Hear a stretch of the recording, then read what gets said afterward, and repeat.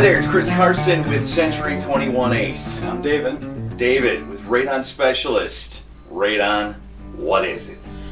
Well, radon is a radioactive gas that can enter any home, whether it's a basement, slab, crawl space, and if you test high for radon, then it can actually lead to lung cancer. So where does radon actually come from? It's actually like it's radiation. Yep, it's naturally occurring, comes from the soil. Deep down in the ground, trace amounts of uranium. So there's stuff that's decomposing and somehow it's making its way through the soil, and it can make its way right into your house, and there's actually a little that can stop it, right? Exactly. It can penetrate right through concrete. So if it's there, it's going to get in the house. We can have two identical houses built at the same time right next to one another, and one can have numbers that are off the charts while the one next to it has nothing, right? That has a low level. Yeah. What creates and makes a situation like that? Just the pathways leading up to the house, the air pressures. You can build two exact homes like you said, and one can have a higher vacuum pressure than the other. Maybe there's a single person living in one house and a family of 5 or 6 in the other.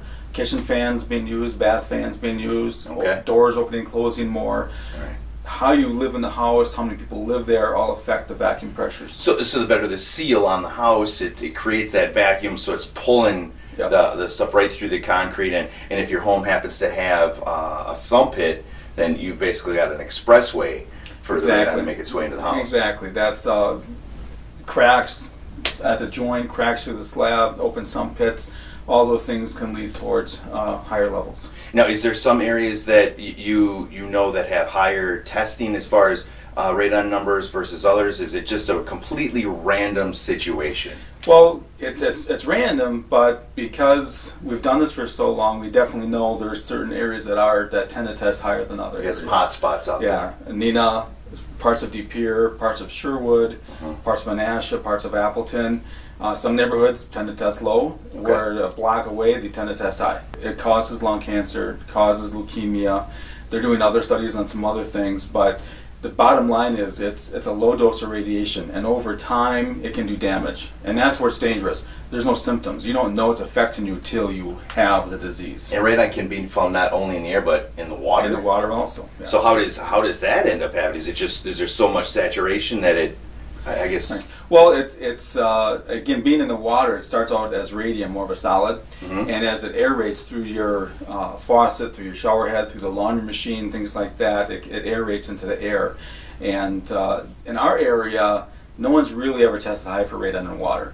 Okay. So we're pretty good here. It's still suggested to test, you never know, but if you're on a private well, then there's still that chance you could test high. If you're in a city water, that's regulated, it's going to be low radon in the city water. So the bad stuff is out there, but the good news is it's easily taken care of. Simple radon mitigation system, and the problem is solved. So what do those systems look like? How do we use those systems? Those are all things that we're going to talk about in some other videos. But Dave, right now, thanks for taking the time. Right. David Daniels, Radon Specialist. You need more details, check out the link below. Thanks for visiting the next chapter here online.